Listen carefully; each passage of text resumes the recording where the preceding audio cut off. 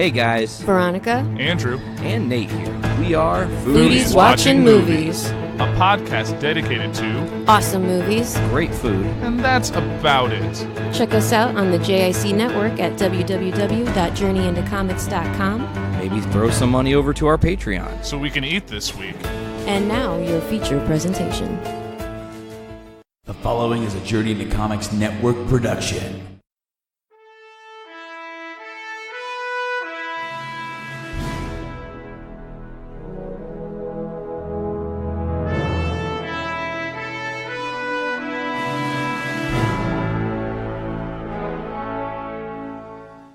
Good morning, ladies and gentlemen, and welcome to episode 20 of the Puhr Four. We have reached another milestone, 20 episodes.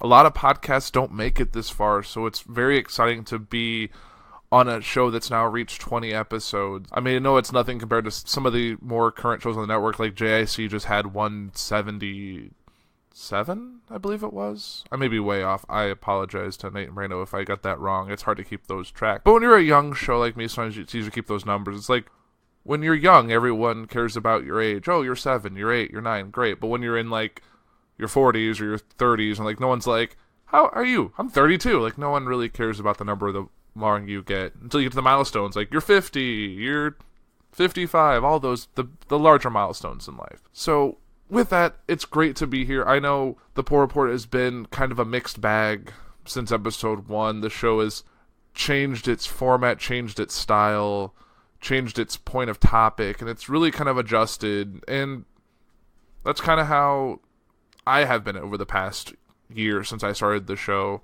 There's just been times where things need to kind of get shaken up a little bit. I know in 2017, I got engaged. All that. It's just a lot of changes happened in my life, and in 2018 it's going to be even more crazy, and the show's kind of got to change with me, or I'm being disingenuous to the show. So with that said, getting to episode 20, I've been trying to think about the format and a structure and something I can settle on that'll say this is the Puhr Report for now and for the future until something else happens. This is the show I want to plant the ground, like, this is the show, this will be the format, this is how I want to take the show forward. And it's an evolution I want to start working on now and hopefully have something settled by next month or March when I reach episode 25. 25 is a great milestone.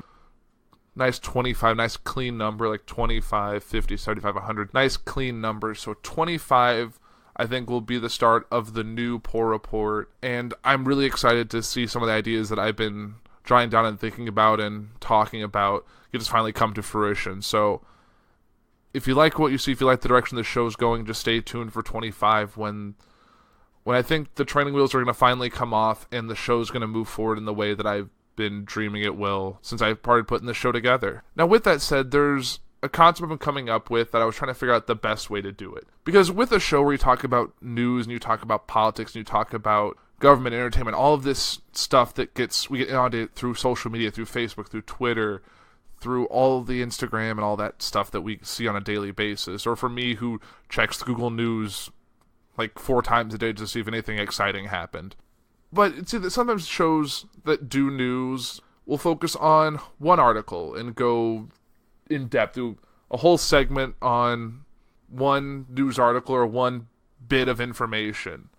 Which is great. If you can fill a whole show on one article, it's awesome. And I've done shows where I've focused on one thing for the whole show. And there's other shows like that where they'll go through 20 or 30 articles. And I've tried doing a full hour where I just run through 15-ish, 20-ish articles and try and give my 2 cents before moving on to the next one. And that's great. I'll get you a lot of information. But I'm not giving you... I don't feel like I'm giving you enough information because with 10, 20 articles, you spend 2 or 3 minutes on it, you filled that hour.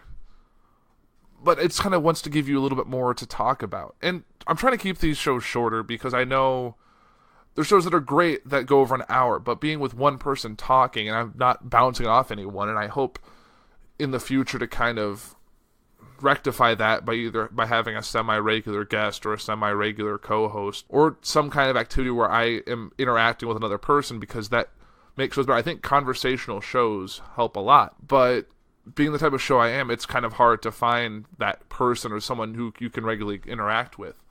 But that's fine. I think I found a sweet spot, which is keep the show between 30 and 40 minutes. I talked about it on 19. I've been talking about it for the past few episodes about wanting to refine the time. And I think a 30 to 40 minute show is great. It gets you either through your commute to work, it gets you through the first part of the day. It just kind of, it's a nice taste of what the week's going to bring. And that's why I've decided on a time frame.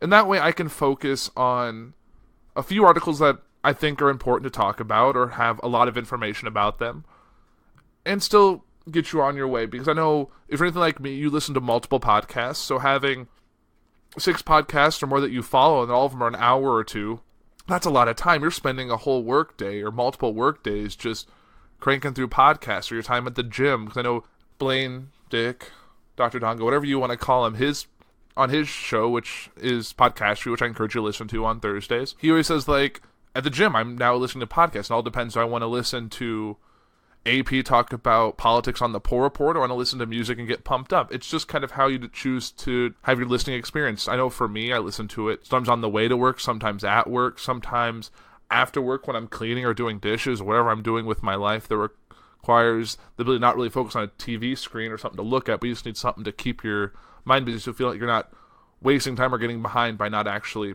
participating in content. So that's where the show is now going to be 30 to 40 minutes. There's sure going to be episodes where there's something big going on, or I have a guest, or I have an important topic I want to talk about that's going to take an hour or more, or there's something special going on. But I think my goal is to shoot for that 30 to 40 minute time frame, which is great. I'm looking forward to it, and I think the past few episodes have been shorter. Basically since when I did the Christmas episode where I talked about the Santa Claus theory, that I think was fun. And then moving on with last week's episode where I kind of split it up, I talked about the Golden Globes, and I talked about Trump and that book that's been causing a lot of controversy, and it's been great doing it this way. But I think I found something that kind of clicked earlier today when I was prepping the show, is that I have a name that's distinct. It doesn't look like it's pronounced. It looks like Puhr, like an animal a cat make. If you look at my spelling and you look in like dictionary where they try and pronounce words for you, my name is sometimes there. But like person, if you look at person in the dictionary, it's usually Puhr-SUN. Person. Or EN. I don't really know. But I'm just making an example without really looking at what it says in the dictionary. But PUHR is commonly used as like a Puhr sound, which is not. My last name is Puhr, like pouring something or poor people. I mean, I grew up in the poorhouse. That's the sign that was on my parents' house growing up. It said the poorhouse, which is kind of funny. And I thought about that show's origins with thinking of the Colbert Report and how Colbert's last name looked like Colbert, but he went by Colbert, which is how it's pronounced, but no one looking at that will think that, and the T is silent, all that, and my last name is similar to that, so the Puhr Report, Colbert Report, kind of same concept. That's how the show came. I talked about it since episode 1 about the show's origins. And I was thinking about it today. So kind of prepping, I was going through the articles, and there's definitely a lot of news, and I know you can, if you do any research or go through your social media, you can see a lot of those articles, but I think there's some that are really worth talking about, and that's when it hit me. The Puhr Four. 4 articles. I'm going to talk about it once a week for 30 to 40 minutes. And if there's something else that comes up, that can always change. But I think the Puhr Four is simple, and it works, and it's easy to remember. And I have a couple ideas I'm going to roll out, probably accompanying this episode or with future episodes, that I think will be a nice treat for moving forward. But I think with that, I'm going to talk about the Puhr Four, a Puhr Report first. Now, for any of you paying attention to the news come out this week, there's been an interesting development around a word. That word being shithouse. And it involves everyone's favorite president, President Donald J. Trump. Now, before this, if you looked up Trump and shithouse, you might just get a Yelp review for one of his hotels. But with that, you really don't know what this is going to be. I mean, you could look up, why is shithouse trending on Twitter? Why are people talking about shithouse on Facebook? So it turns out, last week, while Donald Trump was having a meeting to talk about immigration, and he had a bunch of lawmakers over, and I guess it came out with like things to talk about, like, why do we need more Haitians? Take them out. It's basically kind of what he's saying. And then a few minutes after that, he says, like, why are we having all, like, when they're talking about, like, African nations and immigrants from African or South American or Central American countries. And he goes, why are we having all these people from these shithole countries come here? And one, wow, that's crazy to come from a president. Like, what? I don't know how a president could even say stuff like that. Even behind closed doors. You know, when you're a president, nothing is ever behind closed doors for long. Especially with what I talked about last week when we were reading that book by Michael Wolff, where he talked about, like, everyone has their own person. Everyone can get their information out. Leaks are common in administration, especially ones that are kind of as haphazardly handled as the Trump administration. And then he can go and say, like, I never said that. That's all fine and good. But interesting enough that, like, earlier in the recorded messages, and I know Dick Durbin, who's from Illinois, who my father actually knows because he was involved with city government and state government and all that, so he's kind of familiar with that. But it's interesting to mention Haitians because Margot A. Largo, which whatever Trump calls his Palm Beach, Florida golf club resort, they actually use Haitians. So the Margot Largo uses like 70 or so H-2B visas, which are temporary work permits issued by the Department of Labor to employers who can't find enough American workers to fill their need for low-skilled seasonal labor, like your janitors, your launderers, your basically the people you don't see actively, the people who do a lot of the cleaning and behind-the-scenes grunt work, like outdoor work and all that, just laborers is basically what this is, and jobs that they can't find Americans to do, which I feel is kind of crazy, especially in the state of Florida. I feel like there's people that might do that work, even if it's maybe low paying, but that's fine. They make 10 to 13 an hour, which is, you could probably get some teenagers to do that work during their height season, during the kids' school break, or high schoolers after school. I don't know, but I think that's something that could be done. Everyone needs cooks and servers and all that, but that's beside the point. That's the only reason for those visas, so that they can hire unskilled laborers, give them visas, so bringing foreigners into that. And the whole thing that I understand, Trump says that his old business and his presidency are completely separated, which to me is kind of bullshit, because if Trump's anything, he never cuts ties completely, even if it's an act. He has a passive involvement in his company, because he wouldn't let it fall apart. If, say, one of his kids messed up, he wouldn't let it fall. He would intervene behind closed doors. But that's fine. It's whatever it is. But it's kind of funny. He said, why do we need more Haitians? Maybe he's like, why do we need more Haitians? I have the 70 I need to get my job done. Why does everyone else need them? Or why do I care what they do? So that's just my point on that. It's kind of crazy that Trump can make these comments and then deny these comments. And it's rightfully made a lot of people angry. A lot of foreign diplomats and people in other countries. Or I think he made the comment about Norway. About why can't we get immigrants from Norway coming in? And then people from Norway are like, why would we want to come to your shithole country, is basically kind of what they said. Like, Norway is doing pretty well for themselves. They don't need to go to America for any reason. It's just interesting, and it kind of baffles me, things that come out of Trump's mouth. And I shouldn't be surprised, and no should anyone in America. Because anything he could say, we'd be like, oh, that's just Trump. Like, nothing is news. Like, for any other presidency, some of the stuff he says on a random Tuesday would be front page news for weeks. But because it's Trump, and because there's always going to be a next crisis, a next event, something stupid he's going to say, that's it. Like, it'll just blow over by tomorrow. Like, we don't remember, like, no one else is talking about the fact that he paid off a prostitute like $150,000 right before he got elected. I didn't even know that happened. If that would have been Obama 8 years ago, I don't think he would have got elected. It's just ridiculous that because there's always something bigger, there's always something new, we've become so desensitized to the things Trump does that it's not news anymore. We don't care. Like, the only thing, it's just, we're over it. It's ridiculous. But with that said, I think it's been kind of funny. Since all this came out, people have been kind of having fun. Like, someone literally went to one of Trump's hotels and projected shithole above the Trump hotel sign. So it says, shithole, Trump International Hotel. Like, that's awesome. They did it at the D.C. hotel, so like the one that's like down the street from the White House. It's fantastic. I like people who are at least making a stance, and because it's projection, they're not like graffitiing it. They're not really breaking any laws. It's just funny, and as long as you don't get caught, you're fine. And I think it's just great. Now moving on to something a little more serious and a little kind of ridiculous, is that in Honolulu, Hawaii, for a half hour on Saturday morning, the whole state believed it was under attack because at around 8 a.m., alert went to everyone's cell phone that said, ballistic missile threat inbound to Hawaii, seek immediate shelter, this is not a drill. Which is serious business. Like, if you saw that, your whole life would change in a beat, like a heartbeat. Because you don't know how big it is, how many there are, what's going to happen.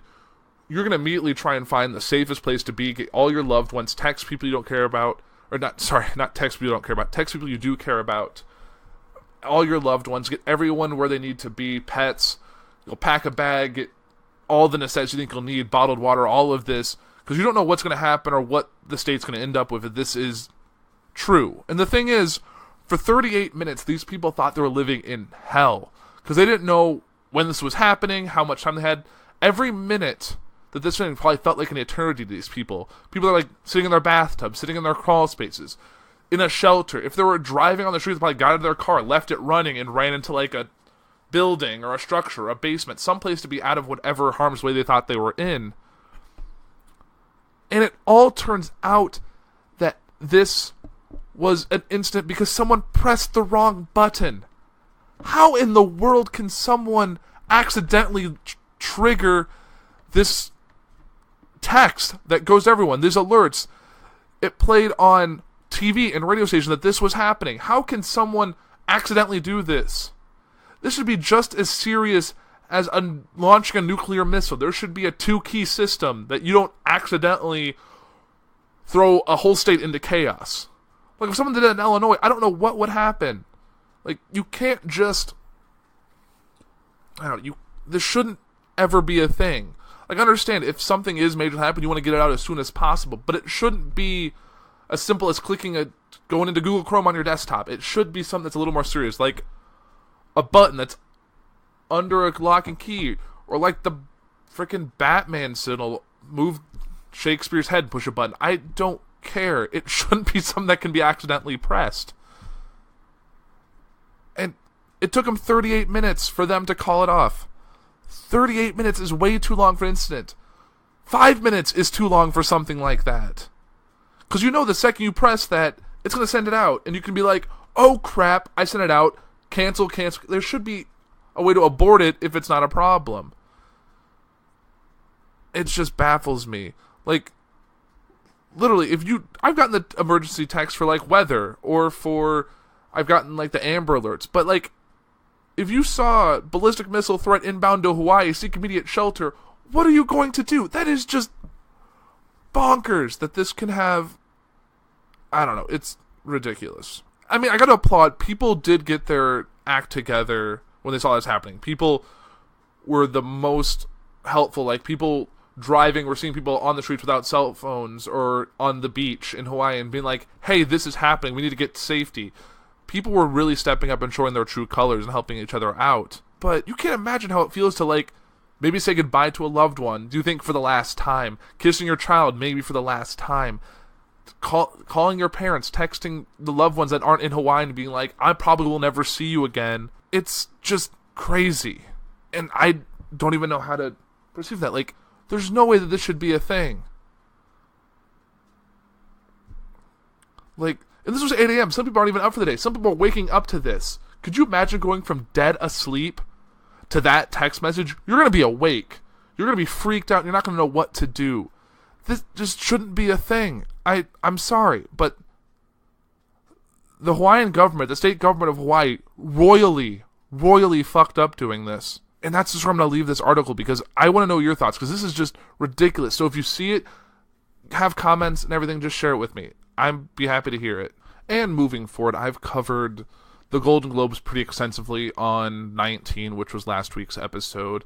I talked about how James Franco had won an award for Best Actor playing Tommy Wiseau in The Room, in this Disaster Artist movie, a movie that he starred and directed in and wrote and worked on all that through. So, yeah, he was having a pretty great night. I talked about like how it was ironic how a movie about the worst movie ever made is one of the best movies of 2017. I thought it was kind of funny. And we've seen since then, for those who keep up with the news, is that his night and really his life since then has been anything but awesome. So these were coming out through Twitter basically as he was winning the award, as he was giving a speech. So Ali Sheedy, who was a co-star on The Breakfast Club, sent a tweet as he was giving a speech saying, "James Franco won. Please never ask me why I left the film business." Which is weird. It's cryptic. It doesn't actually give much information. But the only thing she's done with Franco is that he directed her in a 2014 off-Broadway production of the play The Long Shrift. Sorry. Can't read my own writing. Now, and also during that, there was a couple other Twitter posts that were talking about it. And, like, everyone knows when I talked to the Golden Globes is that everyone was in black and wearing those Time's Up pin, which was representing women's rights and sexual assault allegations. And James Franco, like a lot of the men that night, were wearing those pins. And a couple Twitter users, which I'm going to quote, there's Sarah Tither Kaplan said, "Hey, James Franco, nice Time's Up pin at the Golden Globes. Remember a few weeks ago when you told me that full nudity you had me do in 2 of your movies for $100 a day wasn't exploitive because I signed a contract to do it? Time's up on that." Or Violet Paley, who said, "Cute Time's Up pin, James Franco. Remember the time you pushed my head down in a car towards your exposed penis? And that other time you told my friend to come to your hotel room when she was 17, and you already had been caught doing that to a different 17-year-old? Yeah, those aren't great tweets to get. And I applaud the women for stepping forward and being so good. And that's the whole thing of this women's rights movement. It's been great that they're able to get their voices out there and putting an end to these backroom settlements and the just not thinking what you can say can be heard. And I know we've seen a lot of it come out lately. I mean, if anyone who listened to yesterday's Journey to Comics, I mean, there was the issue with Stan Lee, and it's I feel like it's harder for someone that you hold in high esteem to see them actually be this person that they're secretly kind of a horrible person. And I'm not saying that they are, but you can't dismiss allegations just because they're someone you like. People can easily say all the allegations against, say, Donald Trump or Kevin Spacey are accurate. But, like, I know when Andrew Kreisberg, who was an executive producer on Supergirl and some of the other CW shows, I hesitated at second for believing, which is shouldn't be your reaction. You should take everything seriously until basically it's proven that that person's innocent. And regardless of who comes up from it, you gotta take them seriously. So just getting back to so since the tweets came out, 5 women have spoke to the LA Times about behavior Franco they found inappropriate or sexually exploitive. And this led to a lot of Hollywood kind of canceling things. Right after this, Franco made an appearance on The Late Show with Stephen Colbert. Always interesting. On CBS. So he made a statement about it because Colbert obviously was going to ask about it. And he says, "The things I heard that were on Twitter are not accurate, but I completely support people coming out and being able to have a voice." Which is kind of I can see what he's saying, but like it's basically saying, I want to see your voices heard, but what was said about me is not accurate, which is okay. It's either one thing or it's another. You can't just claim two things there. And I probably won't include the audio of this, and basically it moves on, like, Colbert asked Franco how he thought reconciliation could be achieved between two people with different views of an incident. He said, basically, if there is a restitution to be made, I will make it.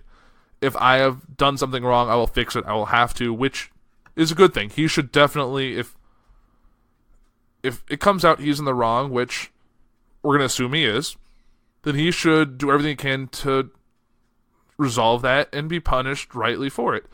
And if anyone remembers from following anything, I remember, this has been a few years ago now, that James Franco, while starring in an off-Broadway play, supposedly seduced a 17-year-old girl through like Instagram or through some kind of or through texting or some kind of means. So he basically and I guess yes, in this the legal age consent in New York is 17, but that's still gross. Like, you're basically twice that girl's age, and it's just not okay. But that's another one of those things, like, there's been a lot of allegations come out lately, and you just can't assume someone is innocent just because you like them or you want to see them succeed, because you're basically saying to, like, a woman who's been through a horrible trauma that, I understand you're upset, but this person is a movie star. They make no wrong. They play pretend for a living. Like, you're putting that person on a pedestal at the sake of someone who has to deal with this on a daily basis because they feel silenced by someone who's has so much more power and so much more control over them. And it's really time for that thing is, like those pins said, that a lot of people were at the Golden Globes, and I'm sure there's a lot of really nice people in Hollywood, but yeah, time's up. 2017 was the year of time's up. People need to be held accountable for their actions, regardless of their power, their wealth, or their position. Time's up. And sticking with Hollywood, I know there was a lot more fun kind of resolving out of another movie that's playing big right now in Hollywood, and I talked about this a few episodes back, and this also kind of ties into the whole Kevin Spacey of it all, is that there was the movie that really got made called All the Money in the World about J. Paul Getty and the kidnapping of his grandson and that whole story. So, as I said, Kevin Spacey was recast when the movie was done, essentially. Like a month before its release date, they brought in Christopher Plummer to reshoot every Kevin Spacey scene with the stars of the film and still got it out before the end of the year. So they brought back Michelle Williams and Mark Wahlberg to film those scenes with Christopher Plummer. And Ridley Scott came and gave presentations and basically like praised that Michelle Williams and Mark Wahlberg did it for no money. Like, they came back for free. And then it kind of dropped recently that Mark Wahlberg and his agents negotiated a $1.5 million fee pay for Mark Wahlberg to come back for that 9 days, whatever it was, for filming. And it also revealed that Michelle Williams did go back for essentially nothing. She got paid an $80 per diem, which equaled under $1,000. So basically, Mark Wahlberg made $1.5 million. Michelle Williams made $1,000. Like, that's kind of ridiculous. And the even crazier thing is, Michelle Williams and Mark Wahlberg are rep by the same talent agency. They're both rep by William Morris Endeavor. Like, they know what the other person's getting because they're in the same talent agency. Like, I mean, the actors obviously don't know, but the agents are normally talking like, hey, our two clients are both on this movie. How much did you get for your person? Oh, $1.5 million. Oh, I thought we were doing it for nothing. Mark Wahlberg doesn't do anything for nothing. Like, that's insane. You think you would hold out for another. You'd think, like, both our stars should get this amount of money, or both my stars are going to work for nothing. That's kind of ridiculous. That just as this whole thing about a pay gap and about how women should make as much money, like how this stuff that's been going through Hollywood since like 2016 and before. And we see that this giant discrepancy. It's not like, oh, Mark Wahlberg made $1.2 million and Michelle Williams only made $1 million. That's still a wage gap, but that's still not bad. But like literally thousands of % more money for 10 days of filming. And $1.5 million for 10 days of filming is also a ridiculous sum of money. I don't care if you're Mark Wahlberg. That's ridiculous. So, since then, and since the movie is then cast into scrutiny, Mark Wahlberg made a statement saying, like, he was donating his $1.5 million to the Time's Up Legal Defense Fund, which is nice. And then the agency, William Morris Endeavor, also donated another $500,000, bringing the total to $2 million, which they rightfully so. This was an egregious mistake, and yeah, they should be penalized. And I think they were dragged through the coals over this, and they should be punished. And as anyone knows, the Time's Up Legal Defense Fund subsidizes legal support for individuals who have experienced sexual harassment or related retaliation in the workplace, which is great. And now we have a statement from Michelle Williams regarding this whole incident. She said, in the statement, "Today isn't about me. My fellow actresses stood by me and stood up for me. My activist friends taught me to use my voice, and the most powerful men in charge, they listened and they've acted." She added, "If we truly envision an equal world, it takes equal effort and sacrifice. Today is one of the most indelible days of my life because of Mark Wahlberg, WME, and a community of women and men who share in this accomplishment. Anthony Rapp, for all the shoulders you stood on, now we stand on yours." And Anthony Rapp, for all you know, was the man, the actor who stood forward back in October and basically said, "Kevin Spacey attempted to seduce me back in 1986 when I was 14 years old." And that's kind of what started the whole ball rolling and everything that we've dealt with since then. So we saw there is a happy ending, but if this didn't come out, if this was brushed on the rug like a lot of things in Hollywood are, we would never have heard about this. This money would never have gone to the Legal Defense Fund. The time's up. Michelle Williams probably would never even been told that Mark made egregiously more money than she did on this show. And I'm at least happy that we at least saw a benefit that this money did go to some good use.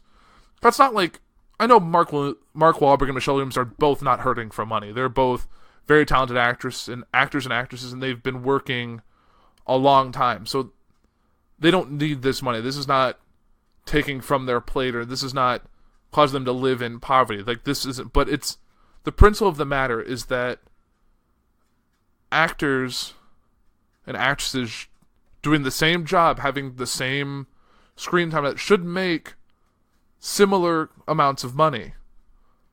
I mean, I'm sure there's never going to be like, you make X amount of dollars if you have this many lines, but there needs to be some kind of some rules for this that dictates how this goes going forward, or we're never going to see this. Like, I kind of want to know how much Meryl Streep and Tom Hanks made for The Post, the Spielberg movie. I'm assuming, because I have to say, Spielberg is probably a higher paid actress than Tom Hanks at this point. She's done plenty of movies. She's done movies longer than I've been alive. Same with Tom Hanks. But I think she probably gets a higher payday than Tom. But I have no way of knowing that. And without publishing everyone's pay on every movie ever, we're not going to know this. But we should be able to trust that everyone is paid fairly. And that just goes outside of Hollywood. That goes to all companies. For the same job, you should make the same money regardless of gender, race, all the stuff that they the checkbox at the bottom, like race, religion, gender, all of that shouldn't matter.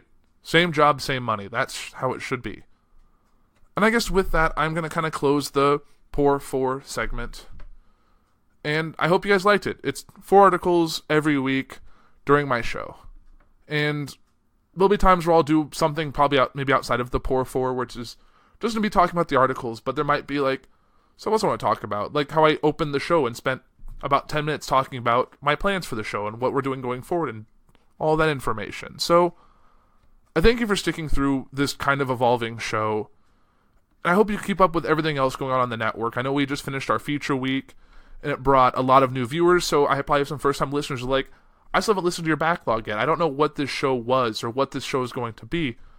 And I'm happy you're here. I'm generally happy that I'm getting new listeners, and I saw my likes on social media go up and new followers on that. So I'm very happy to have you here, and I hope you like what you see. And if there's something you like or comment you have, feedback, I am open to it.